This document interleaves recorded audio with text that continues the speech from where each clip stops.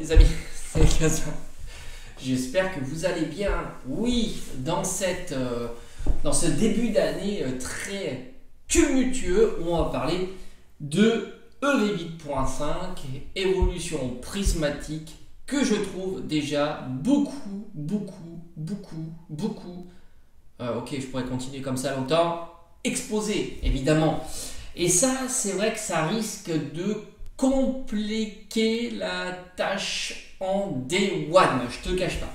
Parce que c'est vrai que si tu fais une historique un petit peu des séries tendances qu'on a eu par le passé, avec un pic assez gigantesque en 2021, avec la série 25 ans, quelle était la différence? Eh bien, il n'y avait pas cette surexposition qui est créée évidemment par les plateformes, hein, tu les connais maintenant depuis quelques temps, les plateformes de, je sais pas comment, de live en chaîne, je pourrais les qualifier comme ça, qui donne grosse notoriété, grosse popularité à ces séries-là. Moi-même, j'avais eu la chance pour les 25 ans de trouver, je crois que c'était quelques jours avant, une semaine je crois avant, des coffrets 25 ans.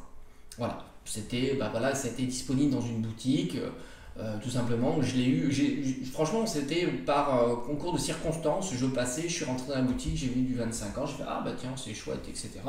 Voilà, mais c'est vrai que, alors j'avais eu des messages évidemment, comment ça se fait que tu l'as, etc. en avance, mais c'est vrai que ça on l'a toujours vu, des séries qui pointent le bout de leur nez comme ça. Mais c'est vrai que là, il y a une surmédiatisation de par les plateformes, les tarifs qui s'envolent et ainsi de suite.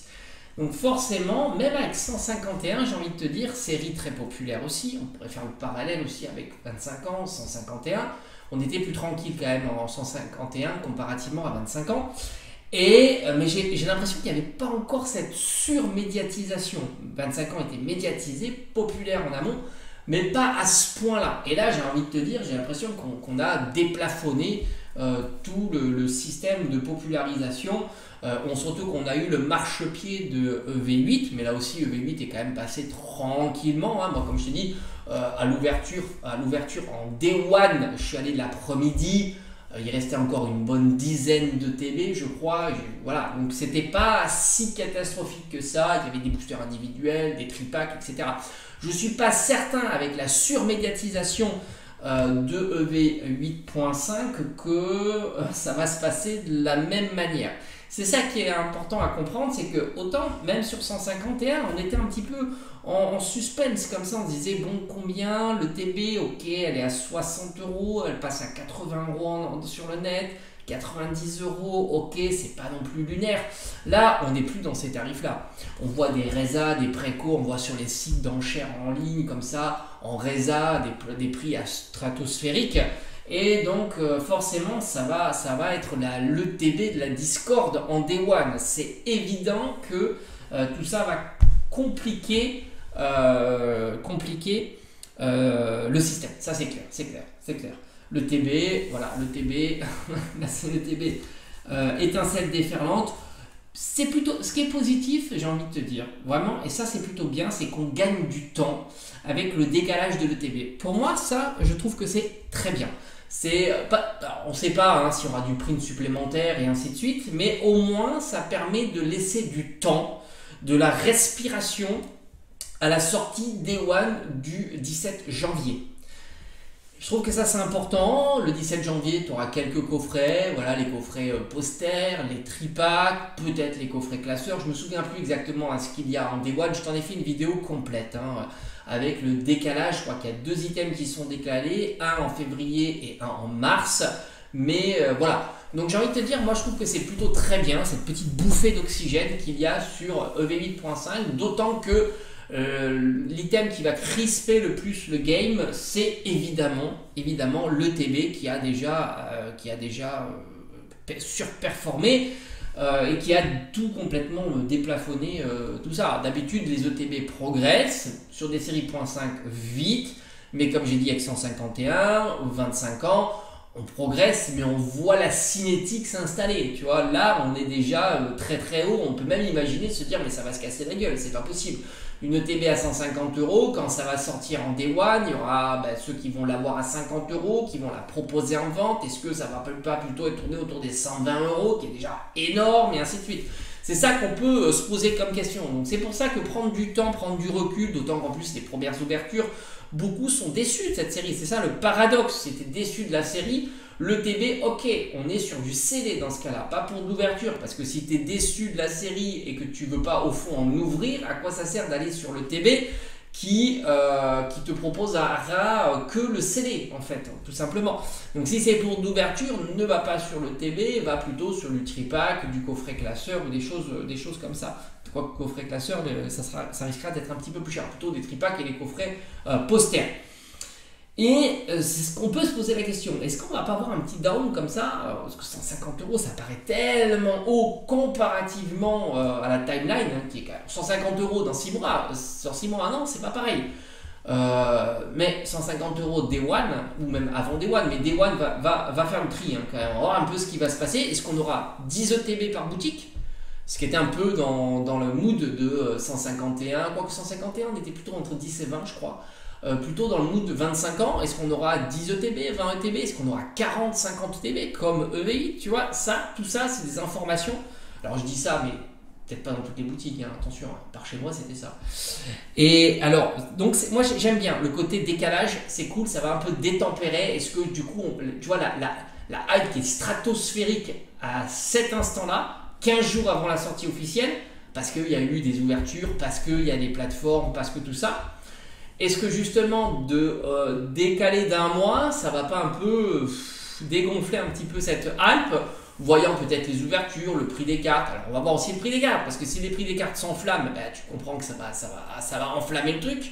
Si au contraire, tu t'aperçois que malgré tout, tu vois, il y a de l'offre qui s'accumule, et donc on prend du recul sur le prix des cartes, ça aussi, ça sera intéressant. Les Pokéballs, normalement, ça ne devra pas être compliqué à faire tomber, donc ça ne sera pas des prix stratosphériques. Je parle de Pokéball, et même sur du Noctali, du Evolution, et ainsi de suite, on ne devrait pas avoir de prix stratosphériques. Peut-être des cartes à 10, 15 euros, 20 euros, on verra, des prix comme ça, voire même peut-être des bonnes surprises, parce qu'il y aura peut-être beaucoup d'ouvertures malgré tout. En fait, on ne sait pas tout ça. Moi, ce que j'espère vraiment, ce que je souhaite sur cette série-là, c'est qu'au fond, ils ont prévu quand même beaucoup de stocks d'un point de vue tripack, coffret, tous les items périphériques à l'ETB. Voilà. L'ETB, on le sait, c'est toujours compliqué. L'ETB, c'est pour ça que je te dis, c'est l'ETB de la Discord, parce qu'on sait très bien que c'est un item qui va valoir cher très rapidement. En plus, pour le coup, tu as une ETB cohérente, tu as Evoli en carte AR, qui n'est pas une terra cristallisée. C'est une ETB qui, au fond, coche pratiquement toutes les cases. Donc forcément, c'est sympa. Voilà, c'est l'ETB sympa à avoir dans la collection. En plus, elle complète en plus ce V8 parce qu'on a une illustration terra cristallisée avec, voilà, tu as le Pikachu, tu as l'Evoli, ça fait plaisir, c'est joli. Et en même temps, tu as une AR qui sort un peu du contexte. Donc forcément, l'ETB, on imagine bien que ça va être la folie et que beaucoup vont se retrouver déçus de ne pas avoir l'ETB. Mais attention, tu es déçu de ne pas avoir l'ETB, surtout si tu veux la garder en scellé. Parce que si c'est pour faire de l'ouverture, je pense que l'Evoli AR sera une carte qui sera somme toute accessible quand même. J'imagine pas la carte à 20 balles. Après, c'est pas impossible qu'on soit entre 5 et 10 euros, tu vois, suivant la complexité d'avoir l'ETB. On va suivre évidemment tout ça. C'est compliqué d'estimer parce que là on est dans un contexte un peu particulier justement. 2025 c'est un contexte un peu nouveau quand même parce que comme j'ai dit il y a des dissonances entre les séries boudées, les séries hype, puis derrière il y a un background qui reste. On va en parler un petit peu dans cette vidéo, c'est ça le background et c'est ça qui est assez marrant. Il y aura ce background et du coup on va voir un petit peu comment ça va se profiler et vraiment les mois comme ça va nous permettre. Et n'oubliez pas, c'est pareil, si pour toi c'est faire de l'ouverture, si tu es déconnecté du CD, le CD c'est une collection particulière. Avoir du booster CD 8.5, je pense qu'on aura beaucoup d'opportunités. Parce que justement, et l'ouverture 8.5, je pense qu'on aura aussi beaucoup d'opportunités parce qu'on est étalé dans le temps. Il ne faut pas oublier qu'il y a énormément d'items qui vont sortir sur cette série-là. Il y a donc un étalement sur le temps. Il y a d'autres séries qui vont s'immiscer entre. Donc tout ça quand même va créer un environnement un petit peu particulier. Je pense que ça permettra d'oxygéner un petit peu tout ça. Moi je suis tendance à être plutôt prudent par rapport à cette surmédiatisation qu'il peut y avoir sur 8.5, d'autant que ce qui est assez marrant, c'est qu'elle déçoit à l'ouverture. C'est ça qui est assez fou. Moi, je ne suis pas spécialement trop déçu à l'ouverture. Oui, j'aurais aimé des AR, mais en même temps, les Pokéballs, je considère que ce sont des jolis ultras. Et juste même les basiques, les Pokéballs, et il y en a beaucoup qui me font de l'œil. Mais vraiment beaucoup. Le Groudon Pokéball ou Master Ball, je le trouve incroyable. Cette texturation sur toute la carte, les effets de brillance, moi j'en suis fan. Beaucoup trouvent ça nul. Bon, bah, tant mieux, j'ai envie de dire. Moi j'aime bien quand. Voilà. Parce que du coup, il n'y aura pas spécialement une grosse demande sur ces cartes-là. Et je pense que le prix va se sentir. Enfin, tu vois, va s'en sortir.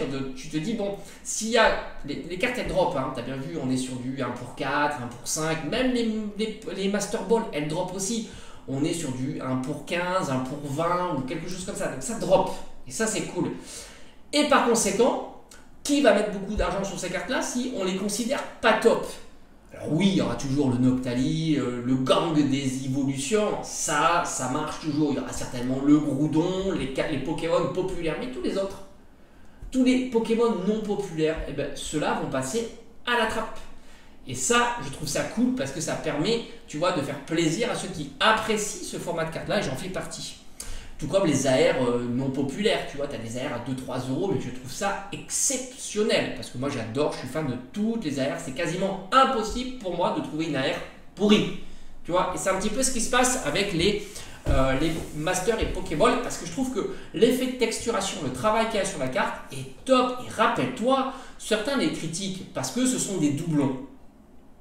C'est-à-dire c'est des illustrations qu'on a déjà vues.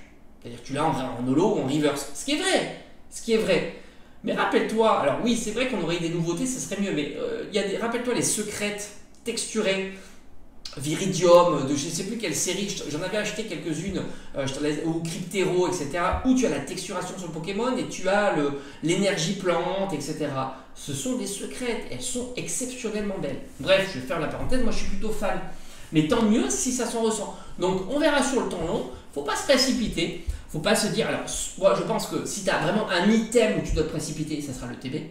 Tu peux même en assurer en te disant, bon ben voilà, je paye le prix fort parce que j'ai peur de le louper et que si je le loupe, ça sera pire après. Même si je peux imaginer qu'il y a un petit flottement à la baisse pendant la sortie, parce qu'on va se retrouver avec beaucoup d'items. Les précos, hein, c'est normal, hein, les précos sont les précos, hein, c'est un peu le côté anxiogène qui parle quand je préco à des tarifs 100, 200, 100, 150 euros, j'allais dire 200, mais si ça va, on n'est pas loin. Sur le temps long, évidemment, entre guillemets, tu perds pas d'argent, hein, parce que même si tu avais commandé par exemple du 25 ans à 150 euros, on est plus qu'à 150 euros. Si tu avais commandé du Destiné Occulte à 150 euros, on est plus qu'à 150 euros, et ainsi de suite. Temporairement, oui, tu perds de l'argent, évidemment, parce que peut-être que tu pourras trouver moins cher, et que tu seras peut-être le chanceux à aller dans ta boutique l'après-midi, et puis la personne n'a pas déballé les cartons. Ça arrive, hein, ça peut arriver. Mais du coup, c'est pas grave, hein, tu en prendras une deuxième, et puis voilà. Hein. Et donc voilà, donc ça, on peut imaginer le CD, parce que si c'est pour le CD, si c'est pour l'ouverture, ça sert à rien de dépenser 150 euros. Tu trouveras des boosters moins chers, c'est évident, pour te faire une ouverture. Et la carte Evoli ne vaut pas la peine. J'imagine bien que la carte ne va pas te coûter un bras, la carte Evoli. Maintenant, si c'est pour du CD, c'est vrai que je peux comprendre si tu l'avais à tout prix dans ta collection, te dire je mets le prix, au moins je me casse plus la tête, j'ai pas besoin de poser un jour de repos, parce qu'il y a aussi cette problématique, je suis pas besoin de faire toute l'après-midi les boutiques, l'anxiogénité, aller tôt le matin, et ainsi de suite. Il y a des contraintes qu'on peut imaginer pour, au fond, de dire bon, je dépense 50, 100 euros plus que le prix normal, et je l'ai, et pour moi c'est terminé, j'y pense plus. Voilà, ça, évidemment, on peut le comprendre. Après, je veux dire, chacun fait comme il veut, hein, c'est toujours la même histoire. Mais sur les autres items, et surtout si c'est pour de l'ouverture, c'est pas pareil. D'autant que, et là, je vais terminer sur ça, 2025, c'est intéressant. On a EV8 qui est tendance. EV8, on va le revoir. Ça fait beaucoup, hein, tu vas voir. EV8 est quand même tendance. ETB, booster individuel, même les tripacks, les cartes un petit peu chères, même si, attention, hein, là aussi, hein, c'est pas parce que Pikachu, Latios, Milo Bellu, etc., va être très cher, que c'est des cartes qui vont rester à ces prix-là. On va l'observer, là, encore une fois, nous, on est là pour observer. On va voir, parce que certains me disent, oui, mais t'as vu, hein, les cartes, elles sont très chères, etc. Ouais, mais attends, la série est très fraîche. On va voir. On va voir. Le temps long, en règle générale, on peut imaginer des infections. Après, on peut se tromper, hein, mais on verra. Mais t'as EV8 qui est populaire. T'as 151. 151, il n'a jamais disparu. Il a toujours été en background. Tout le temps. Surtout qu'il va revenir avec le coffret. D'ailleurs, on l'a déjà vu en français. Le coffret, donc à tous les coups, ça va arriver sur les réseaux sociaux, les YouTube, les créateurs de contenu. Tu vas voir l'arrivée, le coffret Tortank Florizard en ouverture. J'en suis convaincu. Ça va arriver. Ça va créer aussi une effervescence et ainsi de suite. 151, le coffret, il arrive en mars. Il va fuiter partout. On l'a déjà vu. J'ai déjà vu ça circule. 151, ça va arriver. On ne sera pas à l'abri d'un 151 bundle, 151 coffret, lector à la Kazam, ce que tu veux. Tout est possible. Donc on n'est pas à l'abri de revoir du 151. On n'est pas à l'abri de revoir du EV8, on est sûr de revoir du EV8. Sûr de revoir du 151, minimal coffret, mais j'en suis persuadé qu'on en reverra encore. Zénith Suprême. Zénith Suprême. Ça aussi, ça va revenir. Ça fait 3 séries déjà. Ça, Zénith Suprême, ça va revenir. J'y crois. Là aussi, on n'est pas à l'abri, en tous les cas. Peut-être que c'est fini, Zénith Suprême, mais c'est pas dit. Zénith Suprême, c'est pas dit. Donc là, on est déjà sur 3 séries. Tu rajoutes 8.5, parce que 8.5, c'est jusqu'en septembre. Mais même 8.5, on en verra l'année prochaine. Il n'y a aucune raison que ce qui a fonctionné ne soit pas présent tous les ans. Donc 8.5, on va le revenir. Donc tu as un sacré background. Et puis tu as EV9. Franchement, EV9, entre nous, c'est pas dégueulasse. Les cartes qui commencent à fuiter, les AR sont top. Les airs, en plus, avec des dresseurs, c'est très fun. On n'en a pas eu avec des dresseurs populaires, hein, je parle. Hein, on a eu avec des personnages, mais pas des dresseurs emblématiques. La machine, il y a, je crois qu'il y a... j'avais acheté une carte de elle, je ne me souviens plus. Bon, bref, tu as des dresseurs emblématiques, ça fait plaisir. Tu as des bons Pokémon, ça sent bon sur EV9. Et puis, il n'y a pas que ça. On attend aussi la Team Rocket, qui devrait aussi arriver. On parle de 2025, mais 2026, c'est quoi 2026 2026, c'est les 30 ans de Pokémon. 2021, 2026. Donc, t'imagines ce background qui est en train de se tisser 2025-2026, c'est assez fort. On attend donc la Team Rocket et puis on attend encore d'autres séries. On va voir comment ça va évoluer. Donc forcément, à un certain moment, quand il y a trop de choix, ça devient de plus en plus compliqué. D'autant que, on va se retaper des duos packs, des recyclages, du épée bouclier, j'en suis certain. Hein. On a encore le duo pack épée bouclier, donc c'est Astre Radieux cette fois-ci. Et EV1, hein, il a pointé le bout de son nez début janvier là, donc ça on l'a vu, donc EV1 et Astre Radieux, série populaire. Là encore une fois, ces duopas qui vont passer un petit peu à la trappe, parce qu'au fond EV1, personne ne veut payer le prix fort pour EV1, donc du coup on va avoir des belles opportunités, des duopas qui vont taper les 8 €, ça va aussi créer de l'achat sur ces items-là, parce qu'il y a des bons potentiels, comme on dit, investissement. Mais tu imagines le background qu'on va avoir, tous les coffrets qui ne sont pas vendus, les Tombereau, les Archéduc, tous ces coffrets un peu lambda, ils vont susciter aussi de l'intérêt. Donc patience, je pense qu'on aura des opportunités. Couronne stellaire, c'est pareil, les ETB à 40 balles, les tripacks, les boosters individuels, mascarade crépusculaire, tout ça fera de... Il se passera des choses. Il ne faut pas se précipiter. Je pense qu'au contraire, tout va plutôt très bien. C'est presque même positif ce que l'on voit là, cette espèce d'euphorie qu'il y a sur 8.5. Mais n'oublions pas que l'année est grande. Les années suivantes vont continuer. Oui, certains items vont être rares. Ça, c'est sûr, vont être rares entre guillemets, hein, parce qu'il n'y a rien de sera rare en 2025. Mais disons qu'on n'aura peut-être pas l'opportunité de pouvoir mettre la main sur le TB 8.5 parce que faudra être chanceux ou alors se lever tôt le matin et ainsi de suite. Mais avoir des boosters de ces séries-là, je ne crois pas que ça sera mission impossible en tous les cas. Parce que, et si c'est pas en 2025, ça sera peut-être en 2026. Tu vois ce que je veux dire? C'est ça aussi, il faut se dire, le temps il est long. Alors oui, je peux comprendre la frustration de dire j'aimerais ouvrir des boosters, tu vois, ça me ferait plaisir d'être du 8.5, mais beaucoup sont pas contents du 8.5. Donc là, l'ouverture, bon après c'est propre à chacun. Moi j'ouvrirais bien du 8.5, mais j'aime bien ouvrir les boosters en règle générale. Tu vois, après ce qu'il y a, c'est que c'est cher et les cartes sont pas chères. C'est un petit peu le problème que j'ai avec les séries. surtout certaines séries. Zénith Suprême, c'est top, tu vois. Si tu veux ouvrir une série, moi c'est ce que j'ai ouvert 100 ou 150 boosters Zénith Suprême, tu vois. Alors, quand on me dit j'ouvre jamais, je sais pas, ils doivent connaître la chaîne depuis 3 mois, certainement ça, alors que la chaîne elle a 6 ans bientôt. Donc tu vois, on a ouvert des boosters sur la chaîne. Des milliers et des milliers de boosters évidemment. Alors oui, c'est vrai que maintenant je fais mon tri, hein, ce qui est plus, je trouve, plus judicieux par rapport à mon budget. D'autant qu'en 2025, là, on va reprendre à fond les vides-greniers. J'espère qu'il va y avoir des vendeurs en vide-grenier parce que c'est le meilleur moyen d'avoir des cartes Pokémon, bon marché, d'avoir entre les mains, de pouvoir jauger un petit peu et pourquoi pas faire des échanges.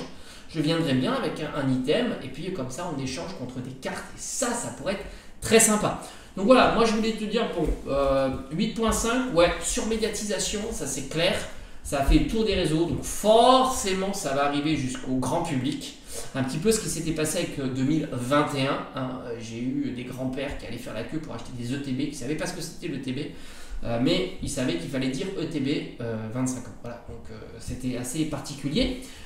C'était cette tendance-là. On va, si ça continue comme ça, si cette euphorie sur 8.5 continue, grossit, on risque d'y aller tranquillement, à voir un petit peu, mais heureusement, j'ai envie de dire, la bonne surprise, il n'y a pas de TV. Ah! Et ça peut peut-être décaler les choses, tu vois, ça rend le truc un peu plus... Voilà, ça c'est cool. J'ai envie de te dire, c'est pas une mauvaise idée, et peut-être même nous décaler un petit peu davantage, ça peut être que bien. À bientôt.